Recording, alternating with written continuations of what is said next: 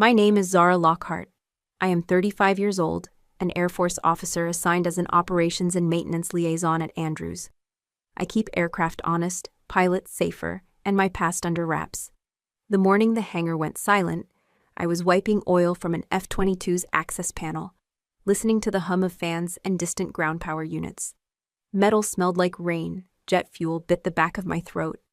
The checklist on my tablet flicked green, line after line, predictable, factual, unemotional. Boot steps cut across the concrete. My father, Colonel Marcus Lockhart, filled the doorway with shoulders squared and jaw set for a fight. He didn't greet me. He tossed his hard hat onto the steel table. It hit with a ringing slap that turned heads. "A mechanic can't fly," he shouted, voice ricocheting off ribs and rivets. He jabbed at the Raptor's nose. "Into the cockpit. Prove it, or take off the uniform." My ears didn't ring, they narrowed. Training does that, shrinks the world to what matters. I set the rag down, slid the ladder close, and climbed without an extra breath. I didn't argue. I buckled to data and procedures, not to his temper. The canopy smelled faintly of sealant and glass. I eased into the seat, fingers mapping switches I've known for years by muscle memory I never advertise. When I reached for the harness, my sleeve rode up. The colonel, our wing commander, not my father, stood 2 steps left of the ladder, halfway through a comment to maintenance control. His words stalled. His eyes locked on my wrist. The world thinned to that exposed mark, ink dark against skin. TG-0717. Top gun, he whispered. The nearest crew chief froze mid-hand signal. A wrench clinked once on the floor. Somewhere, a coffee cup stopped halfway to someone's mouth. The fans kept turning but felt far away. The hangar inhaled and did not exhale. Across the concrete, my dad's boots didn't move. His face drained. His jaw dropped in a way I'd never seen in a man who believed control was oxygen. For 12 years he called what I do fixing, as if I were patching a fence. The colonel looked from my wrist to my eyes, searching past coveralls and oil for an answer I had no intention of offering aloud. He had enough. TG-0717. Not rumor, not borrowed valor. Ink from a summer in Nevada when I learned to think 3 moves ahead at mock. I closed my hand over the tattoo and finished the buckle. My heart stayed steady, but it beat where I could hear it, the hollow under my ear where a headset sits. The comm cart clicked live outside. Ground called for a radio check. I answered by habit, voice level, name withheld. My father found air.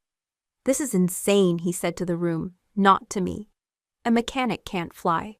He repeated it softer, like trying to convince physics to sit down. The colonel didn't raise his voice. "Tower needs a 4th seat for the SAR intercept. We're out of time." He gave me a single nod that weighed more than any speech. It was permission and test at once. I looked at engine instruments dead and calm. I looked at the runway through a wedge of hangar light. I looked at the man who taught me to tie my shoes like knots, and who forgot that courage can speak quietly.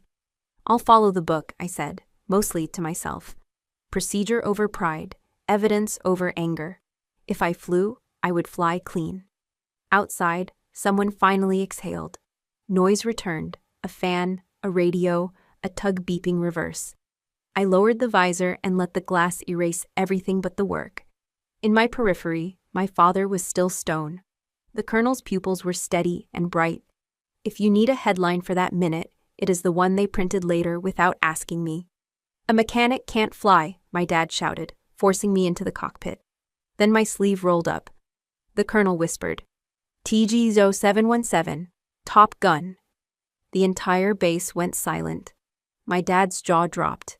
It sounds dramatic because it was, but inside the cockpit the drama condensed into numbers and flows and checklists.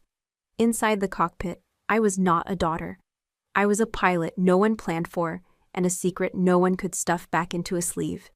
I set my palms on my thighs to still them. They were already still. The engines were cold iron. The air smelled like the start of a storm. "Zara," the colonel said at last, name bare, rank omitted. "Say when you're ready." I took one breath and answered, "Now, sir." The harness kissed my collarbones as I tightened it. Ground crew thumbs rose, my hands moved with them, batteries on, APU, screens alive. Nothing mystical, just small obediences done in order. Shadow 4, radio check, the colonel said on interflight. Shadow 4, loud and clear, I answered. Tower cleared us. The hangar's bright rectangle slid across the canopy like a curtain parting on a stage I had sworn off. I kept the scan steady, temps, pressures, hydraulics, tying myself to the present. At the edge of sight, my father stood near the steel table, staring at the floor as if answers lived in the oil sheen. I had trained not to chase that gaze. Today, it chased me. I let it pass through. We held short at the arming area. Engines idled at a patient growl. The sensations you remember are small. Harness creak, fan tick, the tap of a pen because hands hate idle. Shadow 4, confirm flight status, Tower asked. Skepticism audible. Emergency authorization per wing, I said. The colonel acknowledged. The frequency flattened. Questions would wait. The clock would not. Orders read simple. Locate, protect, guide, rescue, come home with the living. No metal in that. Just letters avoided. Taxi center line strobed under the nose. A kid behind base ops glass lifted a phone. Viral moments are sugar highs. Airplanes do not care about applause. Lockhart, the colonel said low. No theatrics. Do the work. That's the plan, I said. Exact beats brave. Exact holds the stick at neutral until physics deserve more. Lined up, I waited for the final light. A touch of crosswind nudged the rudder. I imagined the sky cool and clear. Shadow 4, cleared immediate, Tower said. Copy. Throttles up. The jet hummed. The runway came to me.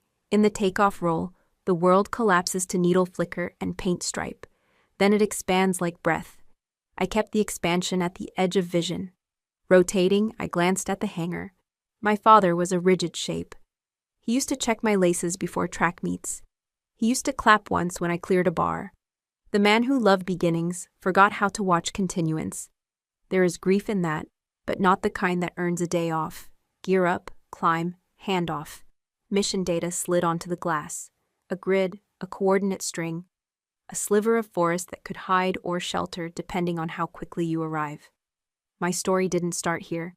Years ago, I stepped sideways when forward was blocked by politics and a bad outcome that wasn't mine alone. I buried the pilot under coveralls and called it wisdom. The jet didn't care. Machines remember without judgment. On interflight, the colonel gave vectors and rescue timing. I repeated them, trimmed a hair to take the bump out. The cabin smelled drier above 3,000 feet. Below, the base shrank into geometry. From up here, the hangar was a gray stamp. My father, a dot inside a dot. I tried to predict his version of this morning, that he forced me, unmasked me, finally made me obey. The stories would make him taller. I let him keep posture. I kept truth. We crossed a river and brown fields. The fight in me cooled to something sustainable. Not heat, not ice, a blue pilot light. The colonel fed updates. I answered without ornament. Clarity wastes fewer seconds than anger. If you listen for anger, you miss what this is. The start of a ledger balancing. Not fire, but form, line by line, until numbers stop wobbling. At altitude, the sky took on that high, empty sound that makes you feel like a pencil drawing on a white page. I liked that as a kid. From outline, you can be redrawn. The brief spooled through me. Search grids, ID protocols, comm windows. The romance is for runway photos. Out here, you respect small things executed well. They add into survival. I checked the clock and marked the first turn. South, then east, then south again, threading a needle through dark cloth. The needle is small. The stitch holds lives. I did not look back. The story could chase me later. For now, there was the work and the thin line it offered between loss and return. Search and rescue is not glamorous. If we failed, someone would deliver a letter and a bag of folded flags. If we succeeded, no one would trend. That is the bargain I respect. You show up with competence and leave with silence. The first waypoint blinked alive steadily on the HUD, a green promise. It felt like taking a test I studied for in the dark. Answers, reasons withheld. I breathed once, counted 3, and let the jet's patience become my own. The radio hissed, and then a clipped voice came through, urgency wrapped in static. Backup pilot admitted to the hospital. Shadow flight 1 ship short. Immediate launch required. The words folded into my headset like orders written in lightning. No one asked who I was. No one asked why I knew the startup flow. They only cared that one cockpit sat cold and empty, while men waited for rescue in a forest that didn't forgive delays. I felt my throat tighten, not with fear, but with the weight of inevitability. I had studied, drilled, memorized every contour of this cockpit for years in silence. The chance came not with applause, but with necessity. I didn't volunteer. Necessity conscripted me. Shadow 4, stand by for ignition sequence, the controller barked. My hand hovered over the switches, steady. The hangar was gone. There was only the checklist running in my veins. Battery, on.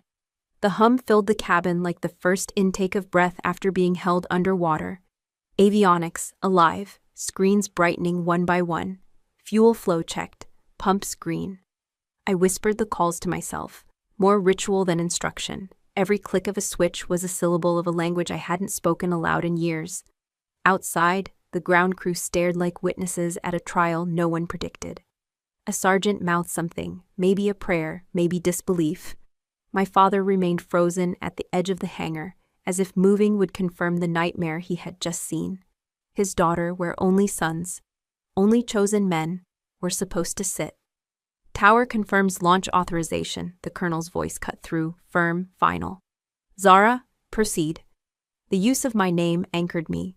For 12 years it had been airman, mechanic, or you. Hearing Zara in that calm, authoritative tone sealed the moment. No turning back. I reached for the throttles. The F22 shuddered awake.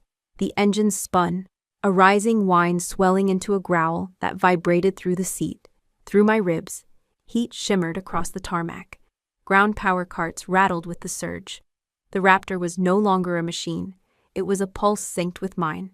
Checklists marched forward. Hydraulics, pressures stable. Oxygen, flow confirmed. Flight controls, free and correct. My sleeve brushed the tattoo again. And though I kept my eyes forward, I felt the colonel still watching, still remembering that whisper. Top Gun. Shadow 4, taxi, Tower ordered. I released the brakes. The jet rolled, nose weaving down the yellow line, the hangar falling away behind me. Through the canopy, I caught a final glimpse of my father. He wasn't shouting anymore. His hands hung useless at his sides. I wondered if he realized the irony. All his years preaching that I could not and now I must. The urgency pressed harder with each foot of taxiway. The rest of Shadow Flight was already spooling. 3 Raptors waiting like wolves at the runway's mouth. Their formation needed a 4th. Rescue needed 4 wings tight together, not 3. Lockhart, acknowledge readiness, the colonel demanded on interflight. Shadow 4 ready, I replied, voice level. The syllables felt surreal. I wasn't borrowing a call sign anymore. I was living it. The tower's tone sharpened.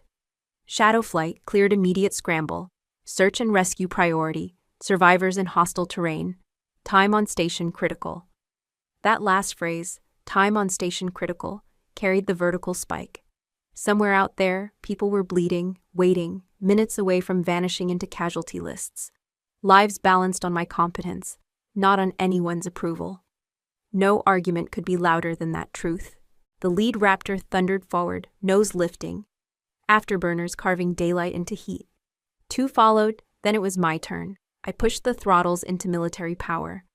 The jet roared, the runway streaked beneath me, numbers climbing, control surfaces biting the air.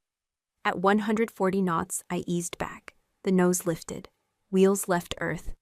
The cockpit filled with vibration and freedom. The base shrank below, my father now invisible.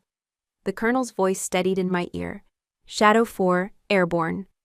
I joined the formation, sliding into the open slot like I had been rehearsing for this day in secret. In truth, I had. The line was complete.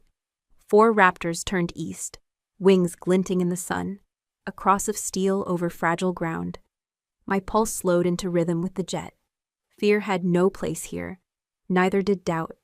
The mission had started, and once it started, there was only forward. Somewhere deep inside, I felt the click of a lock turning, the moment when past denial gave way to present reality. I wasn't pretending. I wasn't hiding. I was the fourth ship in shadow flight, and the ledger of my life had a new entry. I whispered, unheard beneath the roar, "For once, Dad, watch me." The wheels left the ground, the tremor of asphalt faded, and the silence of altitude took over. I pulled the landing gear lever, felt the thunk of retraction beneath my feet, and let the jet climb, nose slicing into blue. My breath came steady, but I knew, down there, on the ground, breathing was anything but calm. Within seconds, the chatter began. The base's internal comms, usually reserved for operational calls, were alive with side-channel noise. "Did anyone authorize this?" a controller whispered, his voice bleeding across the frequency.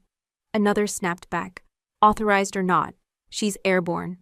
You want to call her down in the middle of a scramble?" The tower cut in, trying to keep order. "Shadow flight, proceed to mission vector, maintain calm discipline." But beneath that order, the storm gathered. I could feel it, even at 30 feet, then 300, then 3,000. My name was already a spark in dry grass. Zara Lockhart, the mechanic who'd spent 12 years crawling beneath fuselages, was now strapped into an F22 streaking east. And everyone had an opinion. Some voices rose sharp with condemnation. "This is reckless. She isn't certified.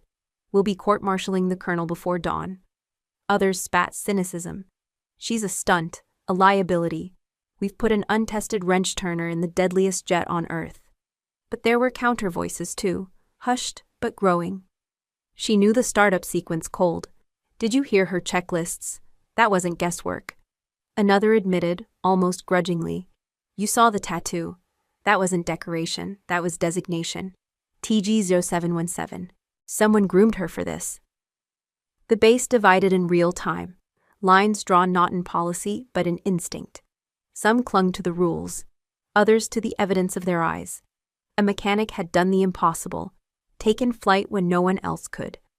I glanced at my wingman, Shadow 3, sliding into position off my right shoulder. His voice crackled in my headset, low but distinct.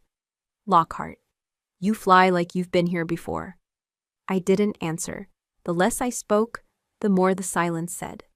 Down below, I imagined the command post, screens glowing, officers leaning over desks, clerks frozen with pens half lifted. My father would still be on the tarmac, jaw locked, unwilling to move lest someone see him stagger. For 12 years, he had preached the barrier between what I did and what he did. Now the barrier had evaporated in jet wash. A female voice pierced through, higher up the chain, clipped with fury. "Who signed off on this?" the colonel answered, steady, immovable. "I did." "You'll answer for it." "Maybe, but not before she answers the call." That line would echo, I knew, not just in that room, but in the days to come. A defense, a defiance, a wager on me. As the jet leveled into climb, the landscape spread beneath like an open file, rivers, roads, fields shrinking into pattern. My headset carried the faint sound of controllers debating policy while trying to sound professional. To the men and women with no voice in the decision, it was simpler. They looked up from the motor pool, from the barracks, from the chow line, and saw contrails slicing skyward. A rumor turned legend in minutes. The mechanic was flying. I imagined the cafeteria erupting, spoons clattering, conversations colliding. "She's in the Raptor," someone shouted. And the younger ones, those who still believed rules bent under truth, grinned like they'd just seen the world flip upright for the first time. But disbelief was just as sharp. "Mark my words," one master sergeant muttered, "when she crashes, every one of us will wear the stain." And maybe that was the point of friction, the line between faith and fear, between believing a lifetime of tradition or believing the evidence of a single moment, between rules written in manuals and rules rewritten in blood and survival. In my canopy reflection, I caught my own eyes. They didn't look afraid. They looked resolved. I wasn't here to prove them wrong. I was here because someone's clock was running out in the wilderness, and there were only 4 jets in this world that could make it there in time. I just happened to be in one of them. The colonel broke the growing silence on the mission net. "Shadow flight, Titan formation. Base chatter is irrelevant. Mission is primary." His words steadied the channel, but I knew, back at base, it was far from quiet. Papers would be flying, tempers flaring, careers balancing on the edge of whether I came back alive. The F22 cut through cloud. Sunlight flared off the canopy. I adjusted trim, let the jet settle into climb. Behind me, the base disappeared beneath a veil of distance. But the noise, the opinions, the factions, they would not disappear so easily. Up here, though, there was only the mission. And the mission didn't care who hated me or who secretly cheered. The mission didn't care that I had grease under my nails yesterday and a control stick under my palm today. The mission only cared if I got there. My fingers settled on the throttle a ton, as the forest rose like dark surf beneath our nose. The colonel gave us a gentle left to line up with the last coordinates, then went quiet. I pushed my scan wider. Radar return, terrain lines, wind aloft. The map painted a green-black lattice of pines and granite. Somewhere in that pattern, a pilot was breathing through pain and time. "Downed bird, this is Shadow 4, I said on guard. Authenticate Bravo 2. A ragged voice came back, thin with effort. "Shadow, copy, Bravo 2 gold, shoulders out, I can't move far. Dislocation distorts the world. You start negotiating against your own body." I kept my voice level. "We've got you, stay under cover. Do not try to self-extract." I toggled the radar to a high-resolution mapping mode. Top Gun drilled a truth into us. Read the ground like a room, corners first, exits second, threats always. I swept for flat signatures, shadowless patches where blades could spin without becoming confetti. Most of the valley was a comb of teeth. But to the southeast, a lighter smear winked in the SAR image. Irregular, elongated, about 60 meters, ringed by deadfall. "Potential LZ, grid 587 by 219, I called. "Colonel, request we mark and verify." "Approved. 2 and 3, stay high cover. 4, run the glass." Wind knifed across the ridge. I eased a descent, not enough to risk the canopy, enough to sharpen the red. My hands did what they always do when the stakes turn real, small, exact movements, energy in the thinking, not the stick. "Downed bird," I said. "Can you activate beacon momentarily?" "Negative on shoulder. I can toggle it with my boot." "Standby." Static, a grunt. Then the soft ping on my scope jumped 3 degrees left of the last mark. Good. He still had fight. I plotted a curved ingress for the rescue helo, let the course lines snap into place. Trees leaned downhill. Rotors would need a run-in from the south to avoid vortex in the bowl. At 8,000, I could taste smoke, faint and sour. Lightning had nicked this valley earlier in the week. Fire is a second enemy, makes you hurry and makes you dumb. I slowed my breathing and let the jet slow with it. "Colonel," I said, "recommending LZ Sierra, coordinates uploading. Slope under 5 degrees, canopy broken, deadfall on the north edge only. Helicopter approach from 180, depart 005. I'll hold overwatch on the western ridge." "Copy Sierra, rescue is 5 minutes out. 4, keep your altitude margin." "Affirm." I skimmed the ridgeline without touching the speed brakes, keeping the nose clean. Below, the clearing showed itself in flashes through needles. Lighter soil scar, a scatter of bleached trunks, grass laid by last winter's melt. "Downed bird?" I asked. "Visual on a break in the canopy east-southeast of you?" "Can't raise my head, but I can hear water." I checked the topo overlay. A creek braided the clearing's edge. "That tracks," I said. "Hold, copy." We were a minute early on timeline. I spent it on contingencies. If wind boxed the helo in, I had space to drag lead from the west. If smoke thickened, I could steer with headings alone. Top Gun's rule of 3 options kept its promise. Fear lives in singular plans. Shadow 2's voice slid in, dry. 4, that's a tight bowl. Tight, not fatal. Breezes crosstail on approach, shifts to headwind in the last 10 yards. They'll like the last 10 yards. Copy. From altitude, decision-making feels like drawing a straight line through a crowded room without bumping shoulders. On the ground, it's about inches. I owed inches to a pilot biting down on his tongue somewhere under green. "Rescue inbound 2 minutes, the colonel reported. "Mark Sierra." I pulsed a covert laser on the clearing's edge for the helo's sensors, then throttled back to keep noise off the valley. I kept talking so the downed pilot wouldn't fall into the blank space pain makes. "What's your name?" I asked. "Rodriguez," he said, breath hissing. "Alex." "Copy, Alex, I'm Zara. You're not alone." Static. Then, faint humor. "You the mechanic?" "I'm the fourth seat today." He laughed once, and it broke in the middle. "Rescue visual," the colonel announced. A dark dot skimmed low along the creek, then grew shoulders and legs, a helicopter hugging terrain. I tightened my turn, watched for gust snakes in the grass, watched the tops of the pines to see wind for what it was, not what the gauges said. The helo flared, committed, and the clearing accepted it like a held breath finally let go. Its rotors carved a neat oval of dust and pollen as medics spilled out fast. Medics ran low under the rotor wash, green shapes against the pale dust, and I kept my orbit measured, wings level, nose a hair high to gain time if the engine burped. Shadow 2, hold east at 8500. 3, take north at 10. Keep the bowl clean. I marked their arcs on the display and fed the helo a steady wind call. 185 at 12, gusting 16. Commit now or wave. The pilot committed. The skid kissed dirt, settled, wobbled, held. On the mission net, the colonel said nothing, which meant everything. He was listening to me work. So was the whole flight. I walked the medics through route and distance like counting out beads. 50 meters to your 2 o'clock, intermittent brush, creek on your left. LZ is marginal, expedite. Copy, someone grunted below. A minute later, a shape moved in the shadows. Visual on the survivor, one medic called. I kept the turn smooth, altitude steady.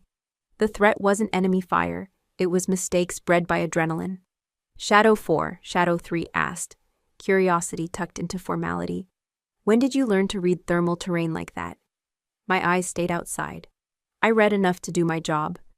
The line landed flat and sharp at once. The colonel let it pass, but I could feel the question multiplying across headsets. Who taught her this? Where did she practice? Why is the mechanic speaking like a controller and a flight lead had a daughter? Below, the medics reached Rodriguez. The rotor disc flashed in sun. Physics waiting. "Advise sling or carry?" a medic asked. "A stacker, Carry," I said. "Sling will eat your margin in this wind." Shadow 2 cleared his throat. 4, you calling the helos game now?" "Calling the wind," I replied. "They can ignore me." They didn't. 2 medics braced Rodriguez's arm, counting off the lift. The helo settled a fraction deeper into dust. "Downed bird aboard," the pilot came back, voice tight with workload. "Departing Sierra." "Depart on 005, I said. "Wind will square you up by the creek." Shadow 3, escort them to the ridge gap. "Copy," 3 said, and slid ahead like a dark blade. I stole a second to breathe. Suspicion crackled on frequencies I couldn't hear. I kept my circle and my mind inside 10 miles. Miles save lives, not arguments. The helo pulled power, lightened, drifted a finger width left, then righted. It clawed forward. Dust fell away. Once clear of the treetops, it accelerated along the creek, rotors biting clean air. "Rescue outbound," the colonel said at last. "Shadow flight, form on 4 for egress." He put me on the point. That choice told the base enough. I banked west, slow enough that the helo's escort could tuck in, fast enough to keep our timeline honest. A private voice slid onto our side channel, one of the younger pilots, hushed and disbelieving. "Sir, is she who I think she is?" "Eyes out," the colonel answered. "Questions later." But questions were already building a case. Aircrew gossip is a courtroom with no judge. Someone would ask for paperwork. Someone would say the word insubordination. Someone would write their opening statement before I touched down. We cleared the ridge and the radio noise thinned. The helo called altitude and fuel. I answered with headings and winds, a metronome to keep panic from picking the notes. "Mechanic," Shadow 2 said again, lighter this time. "You ever gonna tell us where you learned to talk like that?" "After we get him home," I said. "Copy." When we handed the helo to approach, the valley folded closed behind us like a book allowed to end a chapter. I rolled level, trimmed out, and watched our shadow run along fields stitched brown and green. The mission hadn't loved our debates. It loved that we were timely. "Shadow flight," the colonel said. "Nice work." Praise sat strange in my ears, like a room I hadn't entered in years. I didn't need it, but I recognized the gift in his restraint. He was choosing facts over rumors, as I had. Before we switched back to tower, the younger voice returned, softer. Whoever you are for, thanks. Do your job, I said, and meant it for myself first. Approach took us, then tower, then the familiar cadence of home. From altitude, the base looked harmless, like lines a child might draw and color in. Inside those lines waited people with pens and opinions, and both could cut. Shadow 4, tower called. Expect straight in. Roger, I said. I glanced at the mirror of the canopy, at the faint line of ink beneath my sleeve. Suspicion could grow all it wanted. The man in the back of that helicopter was alive, and that was a fact with weight. I set the altimeter bug for pattern altitude and let the jet descend smoothly. No flourish, no victory roll. Work done right doesn't wave, it lands. The runway stretched out like a long gray tongue, heat shimmer rising in the late afternoon. My hands rested steady on the stick as the wheels kissed asphalt. The jet settled with a hiss of rubber and smoke, a smooth landing no one expected from a so-called mechanic. I brought the throttle back, air brakes up, and the aircraft slowed into a rolling hush. But the silence outside wasn't peace, it was pressure. Through the canopy, I saw the line of figures at the edge of the tarmac. Officers, enlisted, ground crew, even a few medics who had hurried over after hearing the chatter. No one hid their stares. Some faces were lit with awe, others tight with suspicion, but every gaze burned. The rumors had landed ahead of me. Shadow 4, clear of active, I reported calmly, voice even. Copy 4. Taxi to North Apron, the tower answered. But there was hesitation in the controller's tone, as though unsure what rank or title to attach to my call sign. I taxied slow, canopy reflecting the sunset. When I cut engines, the whine died, and was replaced by the heavier sound of murmurs, unfiltered, raw. That's Lockhart. She flew the bird. No, she commanded the rescue. She's not even on flight status. The words floated, sharp as glass. I popped the canopy and climbed down, boots touching ground that felt suddenly foreign. My helmet hung at my side, heavy. Across the apron, I caught sight of him, my father. He stood stiff among a cluster of senior officers, his dress uniform immaculate, jaw locked. The colonel was beside him, hands behind his back, eyes narrowed not in anger but in calculation. For a moment, no one moved. The scene felt like a photograph, frozen, airless. Then my crew chief broke it, jogging up with a mix of pride and disbelief. Zara, that was... He caught himself, eyes darting toward the gathering of brass. He saluted instead. I returned the gesture, sharp, deliberate. The salute wasn't for me. It was for the work we'd just done. But the officers weren't saluting back. They were measuring me. A major I barely knew muttered, not quietly. A mechanic in the cockpit? Reckless. Another answered, lower but firm. If she hadn't, Rodriguez would be dead. The argument was starting in plain sight. No one cared if I heard. I walked forward, helmet still in hand, spine straight. My father's eyes followed me. He had the look of a man caught between two truths. The one he'd spoken, a mechanic can't fly, and the one I had just proven. His gaze didn't soften. If anything, it hardened, like stone resisting a tide. Lockhart, the colonel said evenly when I approached. Report. Survivor retrieved, sir. Rescue successful. Aircraft secured. No damage beyond standard wear. His brow flicked, the barest sign he recognized the precision of my words. Acknowledged. But the silence that followed was louder than his reply. Every officer there was waiting for my father to speak. Finally, he did. You disobeyed standing order, he said. His voice carried, meant for everyone to hear. You violated assignment boundaries. I felt the weight of eyes pressing in. My pulse stayed level. I acted under exigent circumstances. The mission required one more aircraft, immediately. I filled that gap. The colonel's gaze flickered to my father, then back to me. He said nothing, but the faint crease in his forehead told me he'd registered my phrasing. Formal, careful, written as if I were already defending myself before a board. My father's jaw tightened. You embarrassed me in front of this base. The words landed heavier than the accusation of insubordination. Embarrassment, not failure, was what cut him. I held his stare. I saved a man in front of this base. The murmurs surged again, split between admiration and unease. A lieutenant near the back whispered, "She's right." Someone else hissed, "She's out of line." The colonel lifted a hand, and the noise dimmed. "Enough." He spoke with finality, though his eyes stayed on me longer than protocol demanded. "Lockhart, stand by for debrief at 1900. "Yes, sir." He turned away, and the officers followed, but my father lingered. For half a breath, his eyes met mine. What I saw there wasn't pride, nor pure anger. It was something harder to name, fear, perhaps, of losing control of the story he had told about me all these years. Then he pivoted sharply and left. I exhaled slow, steady, not letting my shoulders sag. Around me, whispers still flitted like moths in the dark. Some looked at me like a fraud exposed, others like a truth revealed. I didn't correct either. I turned back toward the hangar, helmet under my arm, and walked. The tarmac felt heavier than when I'd taxied out, but my steps did not falter. The base was no longer the same, and neither was I. The summons came at dawn, delivered not by a clerk but by an MP with a sealed folder. He didn't say a word, only tapped the order with 2 fingers and left me at my quarters staring at the envelope. I broke the seal, read the single line that mattered. Report to command chamber, 0800 hours. I knew before I walked through the door who would be waiting. The chamber was colder than the hangar, though no engines hummed here. Flags lined the walls, and the long polished table gleamed under harsh lights. At the head sat the colonel, posture straight as a drawn saber. To his right, my father.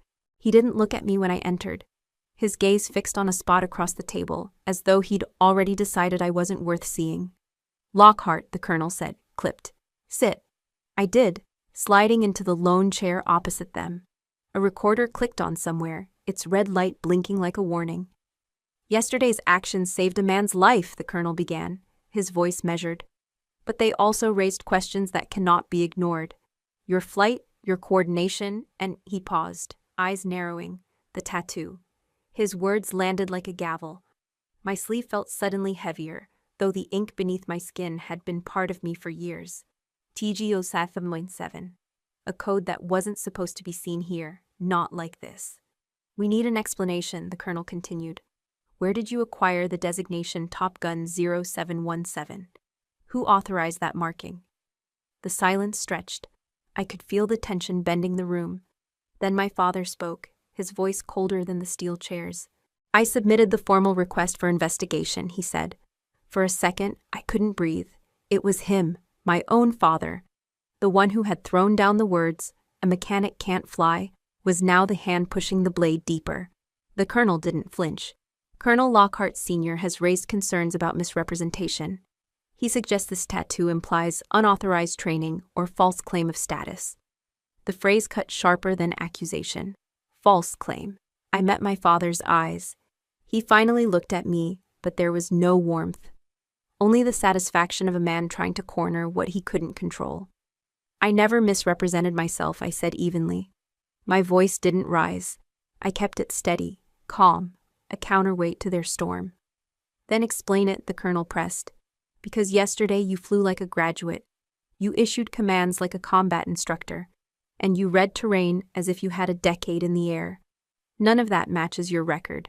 The record, the paper life they kept of me, stripped clean of the years that mattered. I did what needed to be done," I said. "I filled the gap when no one else could." "That isn't the answer we need," my father snapped. The words echoed in the chamber. He leaned forward, his fists resting on the table. "This isn't about yesterday. This is about the truth you've kept buried. That code on your skin, it ties you to something you were never meant to touch. Admit it." I stared back at him, pulse steady though my hands curled tight against my legs. Admit it.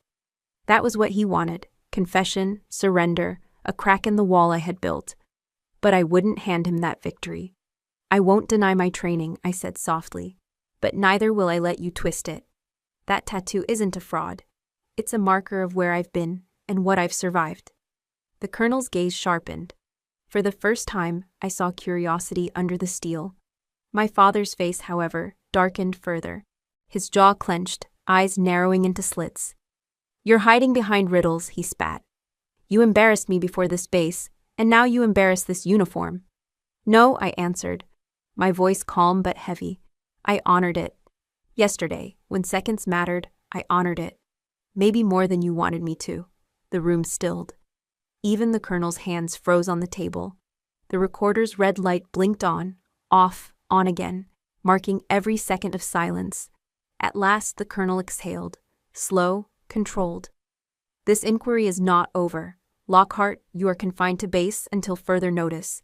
You will remain under observation, and this matter," his eyes flicked to my father, then back to me, "is far from closed." "Yes, sir," I said. The meeting adjourned, but my father didn't move at first. He stared at me as the others stood, as though trying to burn something out of me with his silence. Then he turned sharply and walked out, heels echoing hard against the floor. I sat there alone a moment longer, the red light finally dimming. I knew then, yesterday had been about survival. Today was about survival of another kind. And this storm, the one my father had set in motion, was only beginning to break. The chamber emptied, but the weight of my father's accusation lingered long after. That night, I lay awake in my quarters, the hum of the base generators leaking through the walls, like a reminder that no place here was ever truly quiet. My mind slipped back, not by choice but by force, dragged into memories I had locked away for years. I was 23 again, the air salty and sharp at Naval Air Station Fallon. The sun glared off the tarmac, blinding in the Nevada heat. I stood among a line of graduates in flight suits. Our boots polished so perfectly, they reflected the bleachers behind us. My name had just been called. Lockhart, Zara Elise. Distinguished in multi-platform tactical integration.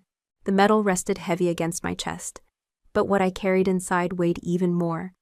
The certainty that I had earned my place, not as anyone's daughter, not as an afterthought, but as a pilot who had bled and sweated through every drill. They said I had a rare ability, the way I could map a battlefield in my mind, link air, ground, and electronic warfare, as if I'd been born with antennae hidden under my skin. During the final exercises, I had coordinated a simulated strike, where F-18s, drones, and ground artillery moved as one. My instructors said it shaved minutes off what should have been impossible. That day, the tactical board had lit up with blue, and the red faded fast. When the commanding officer pinned the ribbon, he whispered, "Don't lose this, Lockhart. The Navy needs minds like yours." His words carried pride, belief, and the kind of validation I had never once received at home. But even in that moment of triumph, my eyes scanned the bleachers, looking for one face. Rows of families clapped, some waving flags, some crying behind sunglasses. Mothers hugged children, fathers saluted. Brothers and sisters shouted names into the dry wind. I searched for him, my father. The chair marked reserved, Calder Arthur Lockhart sat empty. The sight burned more than any desert sun. I had known he would not come, but part of me had hoped anyway. It was a cruel habit, that hope, always hoping he would be proud, always waiting for the acknowledgement that never arrived. He had dismissed my acceptance into Top Gun as an administrative error, said no maintenance brat of his would stand with real pilots. He told me I'd be chewed up and spat out. I had thought that maybe, just maybe, he'd want to see me prove him wrong. But his absence screamed louder than any insult. It told me he didn't care if I succeeded. He cared only that I had dared. The ceremony blurred after that. The cheering felt muffled, like cotton stuffed in my ears. I kept my posture straight, my smile locked, but inside something cracked and hardened all at once. I promised myself I would not chase his pride anymore. Yet the ink under my sleeve, the numbers and letters TG-ZO717, became my own vow. Not just a mark of where I had trained, but a reminder that even if the man who gave me his name denied me, the sky had not.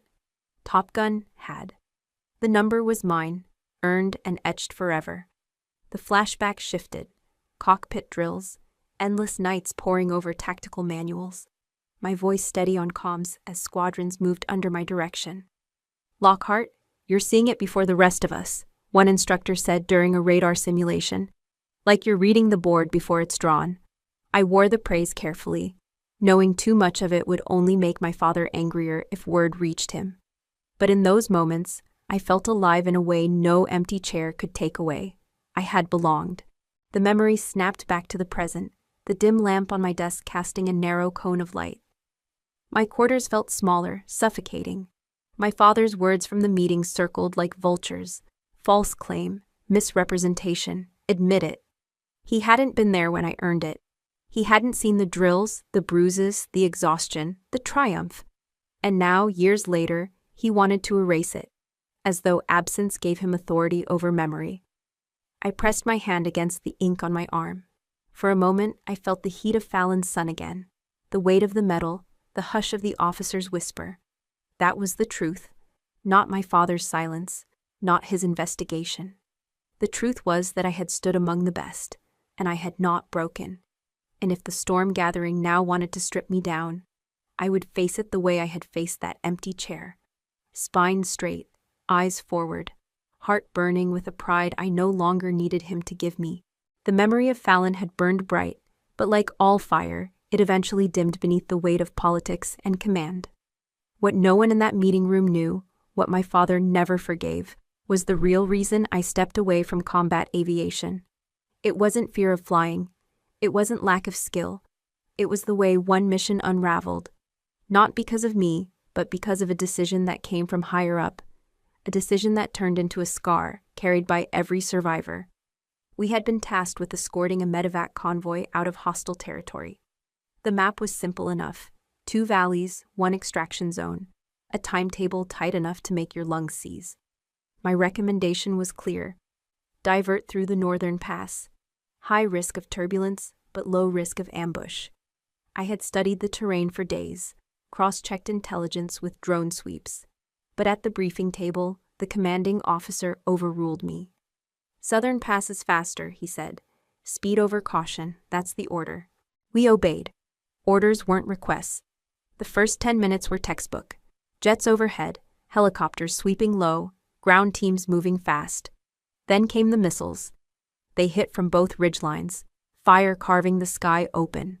The southern pass had been seeded with man-pads, something the intel had missed or ignored. The convoy scattered.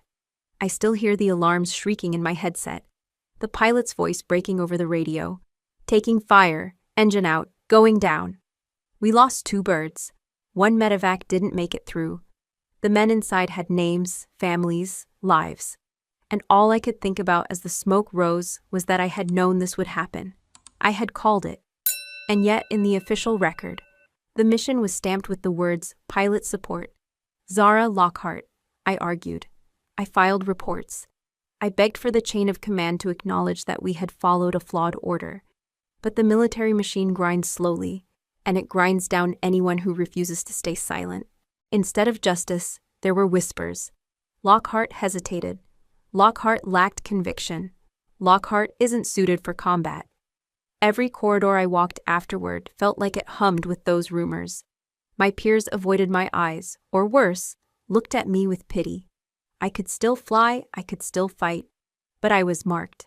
And in a system where reputation travels faster than truth, marks like that end careers. So I did the unthinkable. I requested reassignment, maintenance division, support operations, the kind of work no one fights over because no one notices. I told myself it was a tactical retreat, a way to avoid getting dragged into politics that had nothing to do with flying skill and everything to do with ego. But I knew what it looked like on paper. Zara Lockhart, once Top Gun, voluntarily walking off the flight line. To my father, that was betrayal. He didn't see the nuance, the suffocating politics, or the reality of being ground down by command decisions beyond my control.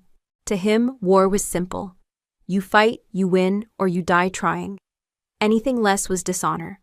And in his eyes, I had chosen dishonor with my own signature on the reassignment request. When I came home on leave after the transfer, he didn't greet me with a hug. He didn't even shake my hand. He looked at the uniform I wore, support insignia instead of fighter squadron patches, and said, "You quit. I don't raise quitters." His words landed harder than any missile ever had. For years after, he refused to discuss the subject.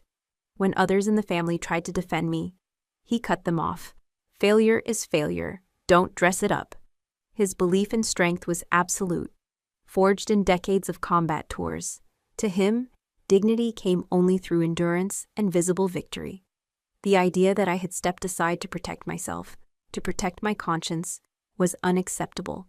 What he never grasped was that walking away had been the harder choice. Staying would have meant watching more decisions like that one play out, knowing I'd be powerless to stop them. Staying would have meant becoming complicit. Leaving was the only way I could keep my integrity intact. But integrity doesn't show up on medals. It doesn't appear in after-action reports. And so in his eyes, I had failed. That judgment, silent and constant, hardened into something I carried like lead in my chest. It shaped every word between us. It filled every silence at family dinners. It was the shadow behind his glare in that meeting when he demanded answers about TG0717. He wasn't just asking about a tattoo. He was asking if I still had the right to wear his name. The truth was complicated, but in his world, complications were excuses. And I knew, as the echoes of that failed mission replayed in my head, that I had been fighting two wars ever since. One in the air, and one at home, against a man who believed he had the right to define what strength meant. The meeting with the colonel and my father had left the air around me charged, heavy, almost impossible to breathe. They thought I would stay on the defensive, justifying, explaining, letting them strip me layer by layer until there was nothing left but the shadow of what I once was. They were wrong.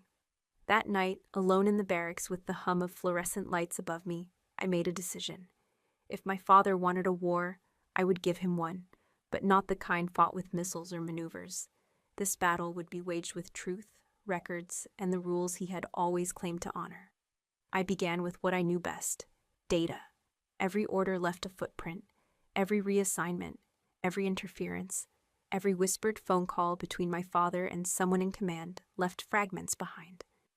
My years in logistics had taught me that paper trails never vanish, they scatter.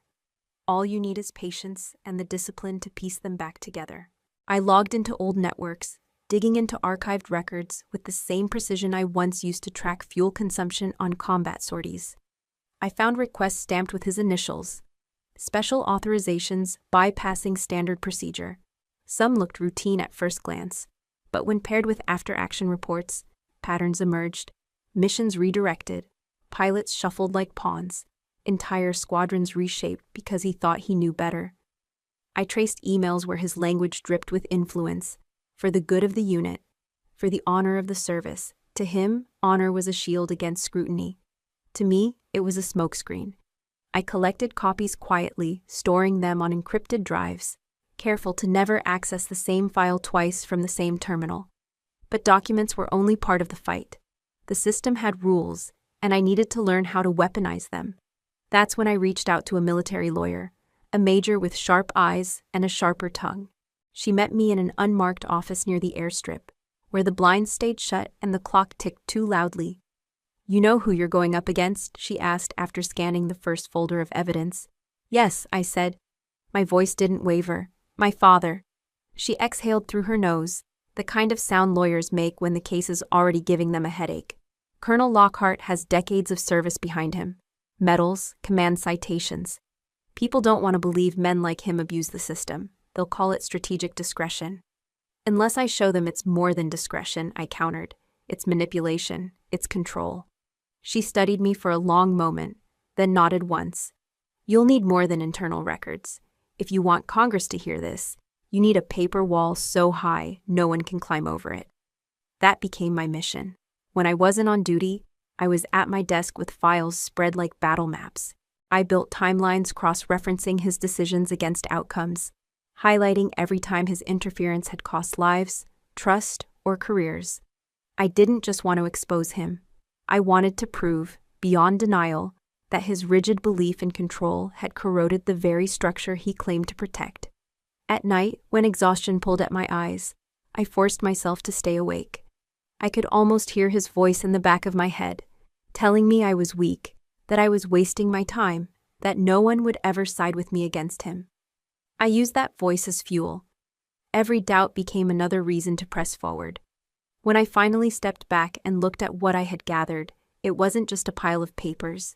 It was an arsenal: orders with his signature, emails with his tone, reports with outcomes tied directly to his decisions. Even a memo recommending my reassignment, phrased so carefully it read like concern, but carried the weight of exile. The lawyer reviewed it all, her pen tapping against the margin of each page. "It's solid," she said finally. "Enough to file a formal complaint through military channels. Enough to reach the oversight committee if we keep pushing." I asked her what would happen if we won. "You'll clear your name," she replied, "and you'll bring him down." The words should have felt like triumph. Instead, they lodged heavy in my chest. This wasn't about victory. It was about survival, the survival of truth, of the reputation I had bled to build, of the small voice inside me that refused to accept silence as the price of loyalty. I walked out of that office into the night air. Planes roared overhead, and for a moment I tilted my face toward the sound, remembering what it felt like to fly without shadows chasing me. I wasn't there yet, but I was preparing. I was readying my counterstrike. And for the first time in years, I felt something stronger than fear. I felt momentum.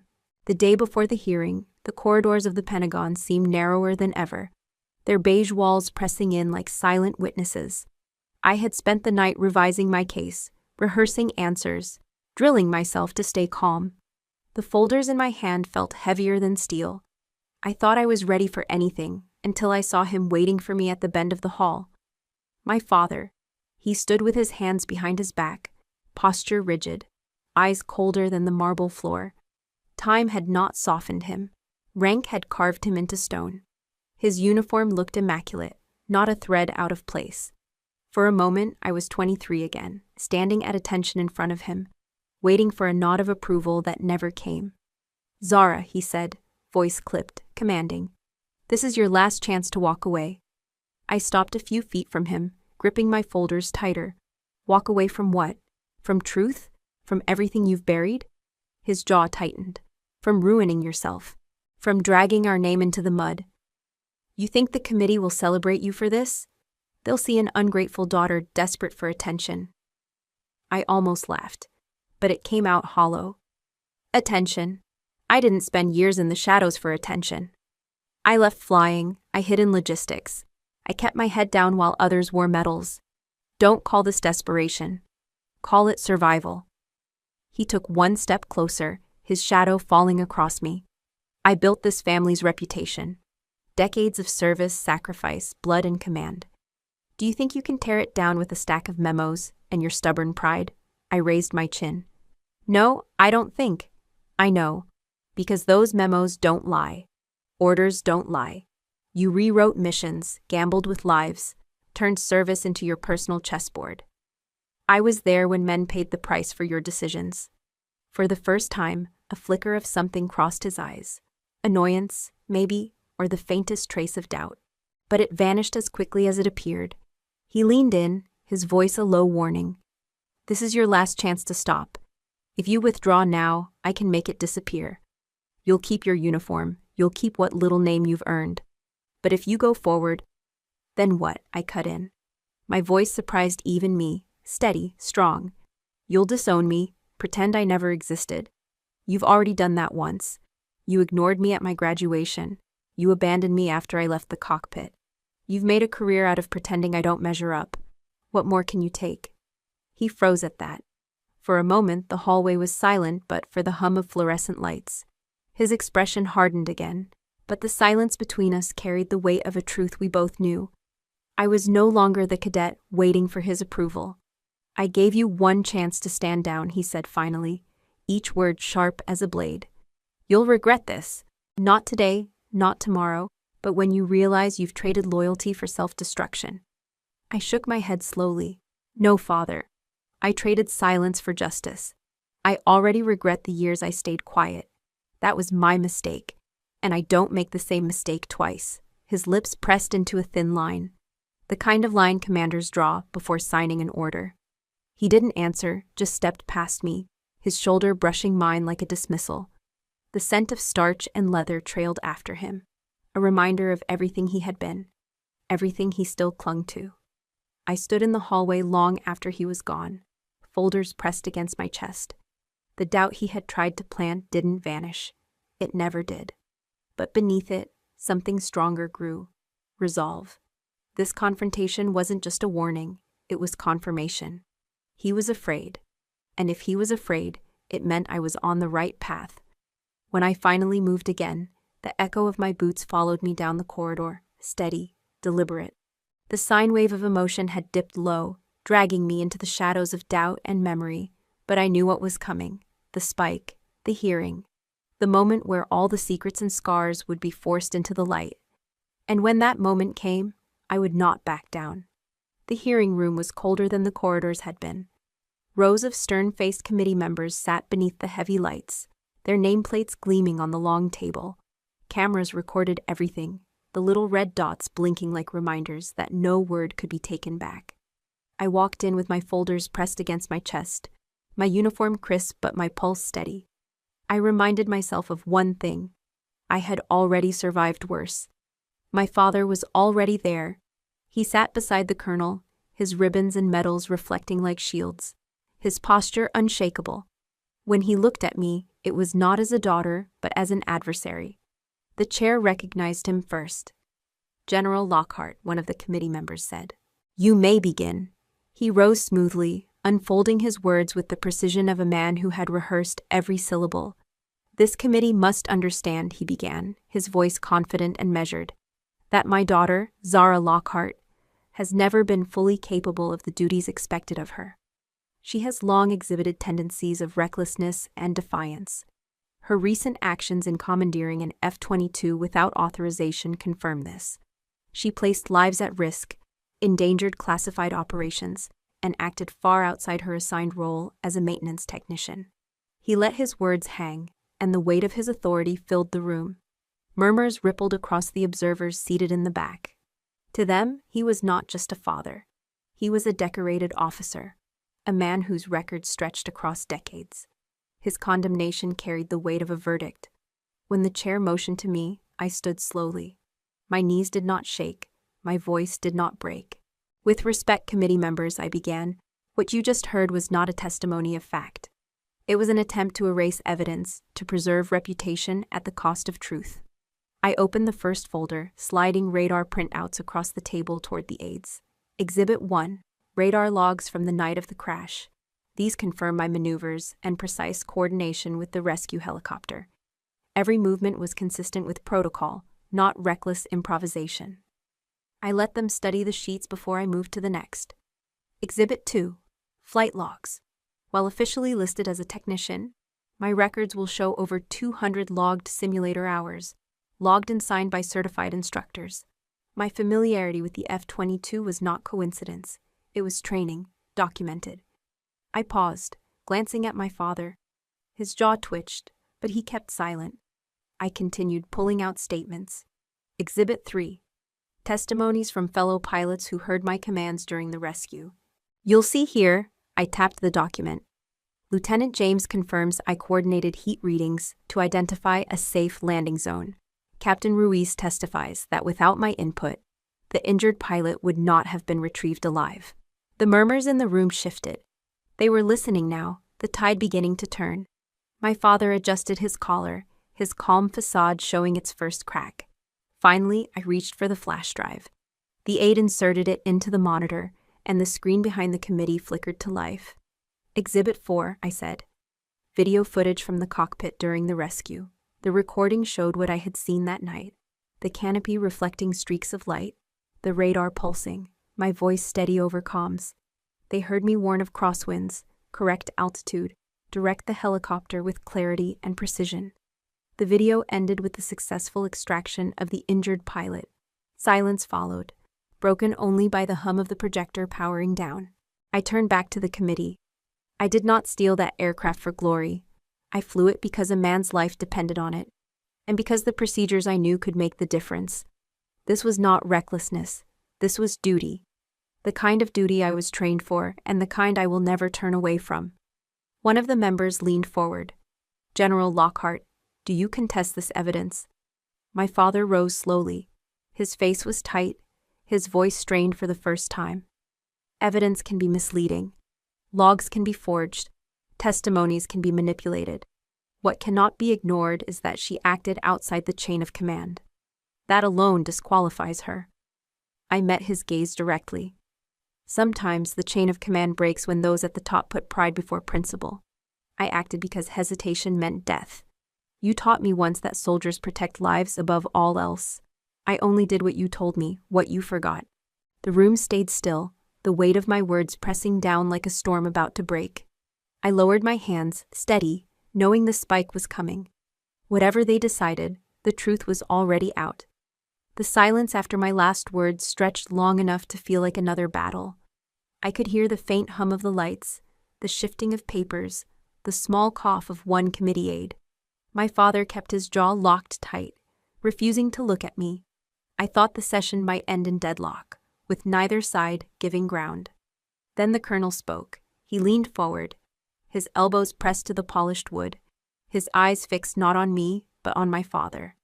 His voice was calm, deliberate, but it carried like a challenge across the chamber. General Marcus Lockhart, allow me to ask you one thing, he said. If what we've just seen and heard, her radar coordination, her tactical precision, her command composure under duress, if this is what you consider incompetence, then tell me, what does excellence look like? The words hung in the room like a strike across the table. For the first time, my father flinched. A ripple of quiet gasps spread among the audience. Some members of the committee exchanged glances. Their pens paused mid-note. It was not just a question. It was a blade slid between the armor of his reputation. My father's lips parted, but no sound came. He adjusted his tie, tried to summon that old commanding tone, but hesitation betrayed him. I knew him well enough to recognize the truth.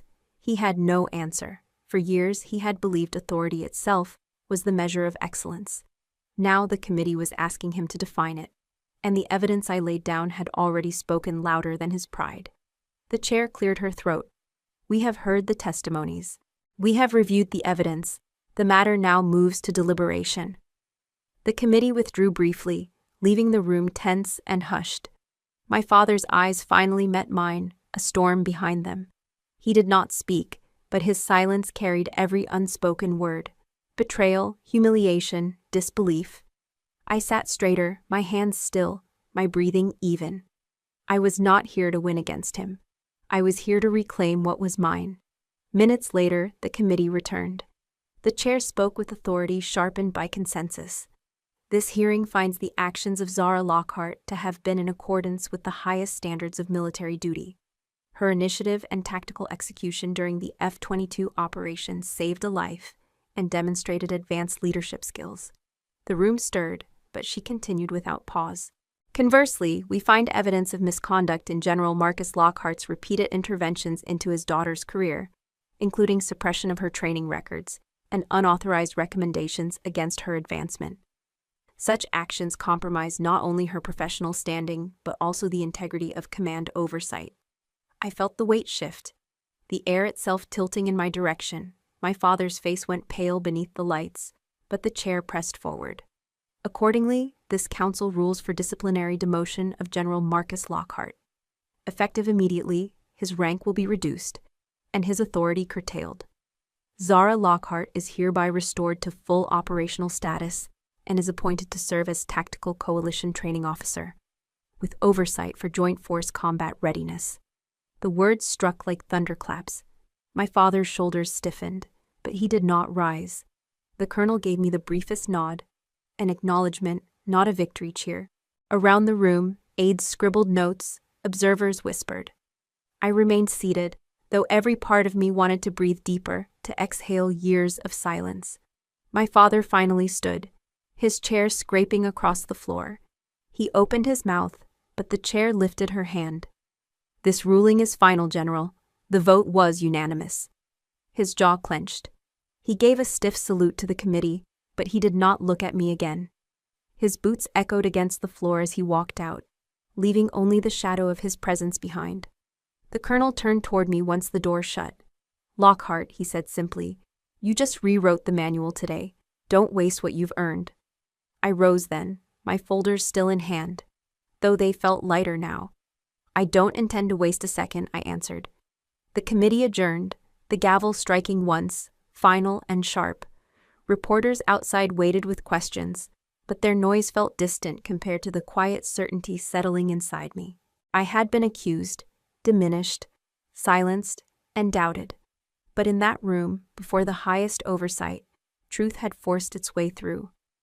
I walked out not with triumph, but with clarity. I was no longer just the technician, no longer the daughter under the shadow of a name. I was Zara Lockhart, restored, recognized, and tasked with shaping the next generation of warriors. And though my father's silence would echo long after, it no longer had the power to define me. The reversal was complete. I never imagined that vindication would feel this quiet. No trumpets, no applause, no resounding echo of victory marching me forward. Just silence, the kind of silence that presses into the air after the storm, when the clouds part and the wreckage lies still. I did not crave a noisy triumph. I wanted truth, and truth rarely arrives with fireworks. That night, I walked to the supply hangar on the edge of the base, where the smell of jet fuel always mixed with dust and grease. The place was empty, the kind of empty that feels earned after weeks of tension. I sat on an old steel crate and pulled the heavy watch from my wrist. For years I had worn it like armor, the kind of weight that reminds you of the minutes you're racing against. I set it down beside me. For the first time, I wanted to feel time pass without measurement. I looked at my wrist, bare, pale, where the strap usually covered. And there it was, the mark that started this storm. The tattoo, TG0717. A string of letters and numbers that once made me lower my sleeves and avoid questions. It had been my secret, my shield, and my burden. Now it was my reminder. I traced the edges of the ink with my thumb. The lines had blurred with age, softened by skin and sweat, but the meaning still burned. TG0717 was not just a code. It was the day I stood in the simulation hall at Top Gun, when they pinned recognition on me for tactical integration, even as my father stayed away. It was the squadron designation of the mission that taught me failure isn't the end. And now, it was the symbol that the world had seen me for what I was, not for what my father claimed. I thought of how he looked when the committee voted, the stiffness of his shoulders, the silence that followed him out. He had been reduced, not by me shouting, not by me lashing out in anger, but by me standing still, holding evidence, and letting the truth speak. I didn't need to raise my voice to win. I needed only to rise when everything tried to keep me on the ground. The hangar echoed with small sounds, the creak of metal, the distant howl of the wind slipping under doors. My body finally felt the exhaustion I'd ignored through days of preparing files, rehearsing testimony, staring down the man who raised me. It was strange that after all the turbulence, I felt no rush of revenge, no glee in seeing him fall. Instead, I felt a simple exhale, a release of air that I'd been holding in since I was 23. I let my eyes close and pictured the faces of those who stood beside me, the wingman whose testimony carried weight, the legal officer who walked me through clauses I had never thought I'd use, the colonel who asked the question that changed everything. Their voices stitched together the silence that now wrapped me. My father's words still cut. I will not pretend they didn't. He had called me unfit, incompetent, a disappointment. Those words will live in me, not as chains but as scars. And scars, I've learned, are not weaknesses. They are proof of healing. I picked up the watch again, fastened it back to my wrist, then tugged the sleeve over the tattoo. Not to hide it, no.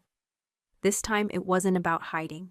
It was about carrying it privately, like a compass I no longer needed to prove existed. TG0717 was mine. It no longer belonged to whispers or suspicions. As I left the hangar, the night air was cool, filled with the faint hum of generators. The sky above stretched black and infinite. My steps were steady, my silence loud enough to fill the world. I had stood up, and that was enough. Morning light spread across the base like a thin golden film, touching the corners of hangars, sliding down the tails of aircraft, and catching in the windows of the headquarters. The day after the hearing, the air seemed sharper, easier to breathe. I walked down the corridor of the hall where everything had unraveled and rebuilt itself. My boots echoed, but the sound no longer felt heavy. The colonel waited at the end, his uniform pressed, his expression carved with both gravity and warmth. He extended his hand, a gesture simple yet weighty. When our palms met, his grip was firm, steadying. He leaned closer, his voice low but resolute. "Lockhart, don't bury yourself anymore. The sky still has room for you." I nodded, words catching in my throat before they could become sentences. That was the kind of man he was. He didn't give speeches, he gave direction. And that direction carried more than an order. It carried a blessing. For years, I had buried myself in silence. Silence in classrooms, silence in briefings, silence at family tables where my father's voice always dominated. I thought that quietness would keep me safe. But silence without courage is only another form of surrender. Now, silence was different. Silence was the ground on which I chose to stand. Calm, deliberate, unshaken. I stepped outside, past the entrance, past the cameras still lingering for statements. I offered none. I walked through the gates toward the runway. The wind was alive there, carrying the scent of jet fuel and metal. Planes waited, sleek and restless, like caged hawks. The concrete stretched wide and endless beneath my feet. I lifted my sleeve again. The afternoon light struck the ink on my wrist, glinting against the scarred lines. For the first time, I let it stay uncovered. Let the world see what I carried. It wasn't defiance. It wasn't rebellion. It was acceptance. The motif was complete. Tattoo, silence, rising. The mark reminded me that I had been tested and I had endured. The silence told me I didn't need to shout to be heard. Rising reminded me that every fall, every dismissal, every accusation was just a prelude to standing again. I thought about my father, not with hatred, but with a weary kind of compassion. His belief in honor had calcified into something brittle. He had measured love by achievement and loyalty by submission. That was his tragedy, not mine. His fall was his own, but my rise didn't need to be about his failure. I reached the edge of the runway, where the world opens wide. The late sun painted everything in bronze. My boots, the steel rails, the horizon. I inhaled, and for the first time in years, it didn't feel like borrowed air. It felt like mine. This was not a victory parade. It was quieter than that, stronger than that. Closure doesn't arrive with trumpets.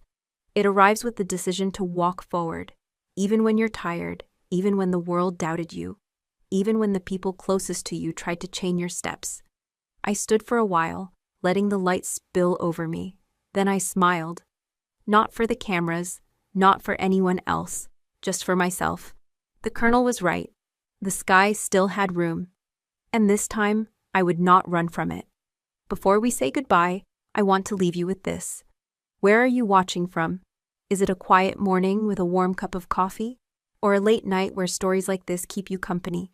Let us know in the comments. We read everyone with gratitude. And if this story touched your heart, please consider subscribing to the channel. Not just to hear more stories like this, but to be part of a community that still believes in kindness, healing, and second chances. Thank you for spending your time with us today.